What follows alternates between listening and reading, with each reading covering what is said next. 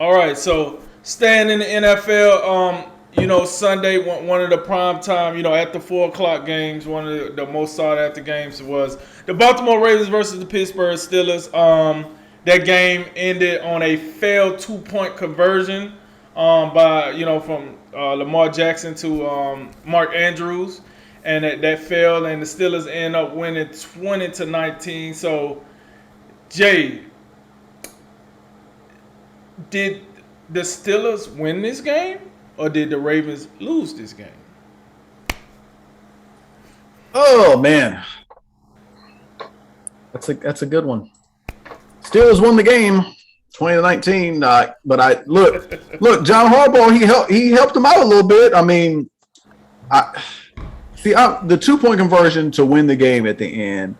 The way I generally see that is that's normally what an inferior team does to try to just pull the rug underneath the other guys at the end. Right. I don't get like to me. I still look at Baltimore as not necessarily better, but they're the team, even with all the injuries and even with Lamar, the touchdown to interception ratio right now it's not pretty. But I got a little bit more faith in Baltimore than Pittsburgh. I just do, even after this game, by the way. But so that's why it just confuses me that John Harbaugh would try to pull this 2 point conversion at the end. And okay, and this I was looking for his explanation. I was just wanted to confirm. He said we were pretty much out of corners at that point in time. We were trying to win the game right there. Okay, I don't know, John. All you got to do is overtime. So, I mean, and I know this is a gamble, and could very well be right. But how about you receive the ball in overtime, march down the field, score a touchdown, and it don't matter how many corners you have. But he didn't think of that. He just want to win the game right there. But that's Okay. So with that said, it's a gamble no matter what he done, right? Because if he go for 2 points, it's a gamble. If he kicks the field goal, the extra point, and go in overtime, is a gamble.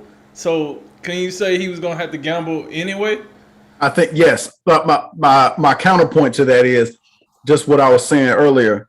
When you have the better team, I think it benefits you to play more football because generally over time the better team comes out. Generally speaking, the better team comes With out no on corners? top. I don't Do know. you have the better team? I don't know. I feel like that's somewhat of an exaggeration. He had no corners. Was Anthony Averett not there? I know he lost Humphrey. I get all that, but something tells me like you could have done something else. Yeah, and I mean it's the Steelers. Like, is it not beyond the pale of the imagination to have Big Ben come out there and just throw a couple of ducks? I mean, it's not like it's Big Ben at the age of I don't know, almost 40, whatever it is. This ain't the Big Ben from 10 years ago when he was winning Super Bowls. It's just not. So I think, I understand his way of thinking to a point. And to his credit, by the way, it almost worked. It almost worked. I mean, Lamar was just a hair off target on the pass. But I didn't love the call. I think when you're the better team, even with no corners, I think it would have. I think if Baltimore goes into overtime, they still have a great chance of winning. And they had just like the momentum had just turned in the game. It looked like Pittsburgh was going to win the game. Lamar takes him on a really nice drive, hits Watkins for the touchdown, and then it's Justin Tucker, so he's going to tie the game for you. This was a somewhat of a bad loss for Baltimore. Baltimore's been in these type of games all year. They've had going back to the beginning of the season when they had the Raiders, they should have beat them, and then the very next week the Chiefs should have beat them, and then that was I think Edwards-Helaire couldn't hold on the ball. They've just been in these close one-score games pretty much the entire year. I think it's getting to a point now that they're gonna fall back to the pack just a little bit. I don't think you can win by the skin of your teeth every single week, and I think that's what happened this week. And just you gotta think about it. You go back a couple weeks to the Miami game. I think Miami and Brian Flores kind of showed teams what they can do against Lamar Jackson. And I think maybe, it might be the natural inclination is to just sit back and try to play zone and try to rally and tackle Lamar Jackson if he takes off. Brian Flores bucked that trend. He said, you know what? We just going to go, everybody going to go to the line of scrimmage and we're just going to attack. We're not going to rush everybody all the time, but there are going to be a lot of times where we're going to run a cover zero blitz and we're coming to get you. And we're just going to put the pressure on Lamar Jackson to see if he can get the ball out early. Drake, he just hasn't been able to do that. He just ain't been able to do it. And then in this game, it was less. I don't think it was so much the Pittsburgh blitz, but I mean these guys led by T.J. Watt just made it happen. I mean 3.5 sacks. This guy's got, I don't know, he's got like 14 sacks maybe already, something crazy. He's got to be up there for Defensive Player of the Year. And the Pittsburgh defense, you saw this a couple weeks ago, maybe it was last week, not too long ago. But they had T.J. Watt out, Joe Hayden out, Minkah Fitzpatrick out, and they got the last 2 games were not pretty for this defense. You still didn't have Hayden, but you get T.J. Watt, you get Minkah back, and you see what a difference that made to this defense. And Pittsburgh's offense wasn't great. It wasn't great for the better part of this game, but they ended up doing enough. Deontay Johnson, I think he's a guy, might be one of the more underrated receivers in football. He had a big game, 100 yards, 2 touchdowns. And, we talk about the offensive line of Pittsburgh. They getting, just getting a little bit better each and every week, trying to, get that chemistry going because they had a lot of turnover in that offensive line last year with Villanueva, Pouncey, DeCastro. And, Pittsburgh, this was kind of the one thing I would say to where, and I think both of us had Pittsburgh in this game, it just felt like after 2 weeks of just looking god-awful, one thing we know about the Steelers, they're not going to finish below 500. They're not going to come out here and make fools out of themselves because Mike Tomlin is one of the best coaches in football. And that's what this game kind of felt like. Kind of felt like a last stand at home, division rival who most people probably think is better than Pittsburgh. And Pittsburgh comes into this game, a very classic rivalry game. I think it's the best rivalry in football. And they just made it happen. I mean, Big Man made some clutch plays down the stretch. They needed the defense they needed to make one play to hold on at the end. John Harbaugh assisted them. He did by that 2-point call. But even so, I think Baltimore still is in a little bit more in a better position because they're still a game and a half up. But it's just, look, it's the AFC, just like we was talking about the last segment. I mean, we don't know. I mean, this game might catapult them back into, being somewhat of a contender. It's definitely gonna, they got the tiebreaker with Baltimore right now. In the AFC North right now, Baltimore 8-4, Cincy 7-5, Pittsburgh 6-5-1, and Cleveland, shockingly in last place at 6-6, is still up for grabs right now, even for Cleveland. Bag Cleveland up. Put the brown paper bags y'all used to have back in the day. Bring them back. Listen, I'm gonna go straight to the point about the 2-point conversion. I, for one, I thought it was an aggressive call. I liked the call because even if he didn't give the no cornerback thing, I agree with you. When you're the better team, you don't go for that. I don't necessarily know if Baltimore was the better team at that moment, though. Even without the cornerback issue, I don't know because Lamar Jackson and they so up and down. I don't know because when I look at that, right, when I'm looking at Baltimore offense against Pittsburgh's defense, I think Pittsburgh defense is the better unit on the field at that time.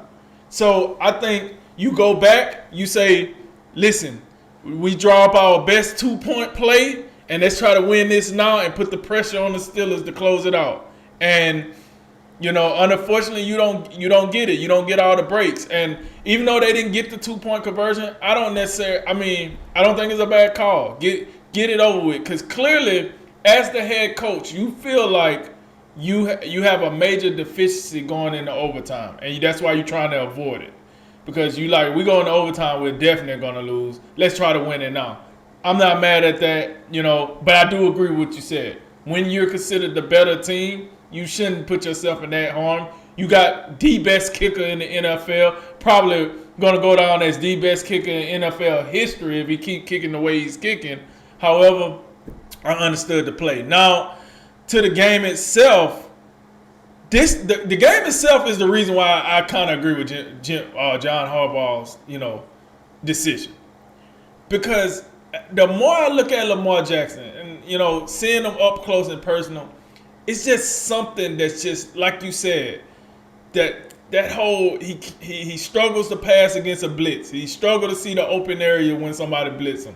He don't really put the ball on the money. He's more of a I'm gonna put the ball in the area and hope my receiver is there type guy. And it's just like the NFL done caught up to it. Like point blank period, the NFL has caught up to it, and he seemed to have more struggles this year than usual with that. We just seen, and to your point, we just seen what the Dolphins did to him.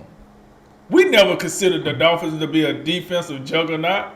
However, that's what happens when your quarterback has a distinct, clear disadvantage, and you can take advantage of it. That's what we seen.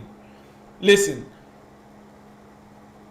they're gonna have to get this fixed. And I know a lot of people are like, well, it's the run game. It's the run game. Listen, Freeman ain't chopped liver back there. I'm tired of people blaming it on the run game. Is he the Freeman that got a contract with the Falcons? No, but he's not. He's not Devin Singletary either. Like he's out here actually playing. You know what I'm saying? You gonna tell me if you get 14 carries for 52 yards and a touchdown and 5 catches for 55 yards, you can't make anything out of that? I mean, come on, man. What are we doing here? You can't listen. And for what it's worth, Lamar Jackson had the same amount of yards rushing as Devontae Freeman had catching. So I'm just saying, maybe we need to define the roles on the team. You are a running back. You are a quarterback. You guys are wide receivers. Couple of tight ends. Because it just seems like a little confusion on the offense side of the board. But, I want to give that round of applause to Sammy Watkins. Finally showed up. He woke up out of his grave somewhere and, 4 catches for 39 yards and a touchdown. Sammy, good job, Sammy. Way to show up once a year. Thank you for your annual presence. We'll see you next season. But then you get the 4 catches from Mark Andrews, 4 catches for 50 yards, and evidently the one he wanted the most was a 2-point conversion that kind of, got overthrown. I say all that to say this, and I'm glad you said this about the division. That whole division is still in the playoff. Even though I'm giving the Browns crap because they play like crap, you are what you are. What they say, you are what you eat. Maybe they out there eating crap. I don't know. But they still a 500 team, and they're the worst team in their division. So there's hope. Because all you got to do is beat a couple of teams in your division, and you might still be looking good for that 7th playoff spot, But, Big Ben, I do agree with you. Even though Big Ben has been up and down this offseason, this whole season, as that offensive line starts to progress, Big Ben seems to be a little more trustworthy of the offensive line. And when Big Ben is trustworthy, guess what? Now Najee Harris can run a little harder because he's saying, if the old man in front of me is trusting the offensive line, let me go ahead and let me get some. And what does that allow? Once you unleash Najee Harris, right? Now Johnson, Claypool, Firemouth, however you say his name, these guys can catch more balls. They can stretch the field more. And, if you look at the stats, that's kind of what like you said, Johnson, 8 catches, 105 yards, 2 touchdowns.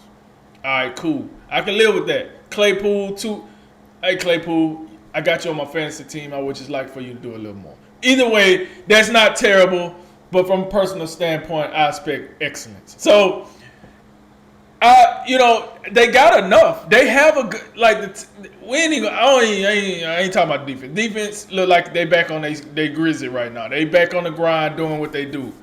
And this is a playoff team. The Pittsburgh Steelers is a playoff team. Whether we say Big Ben is old and slow, which that is true, But they're still a playoff team. I think there's, especially in the AFC. We talk about how the AFC is just a flop show. You can't tell me the Steelers is not a playoff team if the whole conference is a flop show. Like, my God, Mac Jones, rookie, leading that conference. So, yeah, I'm definitely going to say Pittsburgh is a playoff team at this point.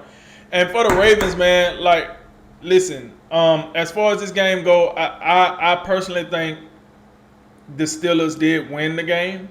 Because of the pressure that the Steelers was applying on the Ravens, I think that had something to do with John Harbaugh saying, let's go for 2. Because he felt in his heart like, yeah, I know he's saying about the cornerback thing, but I think he felt like we could lose this game in overtime, so let's try to do it now. It did not work, so they lost it in regulation. So they saved everybody some time because it didn't go into overtime. Let's just call it what it is. But at the end of the day, I think the Steelers won the game more than the Ravens lost, but the Ravens gonna have to get it together, man. This is not gonna be.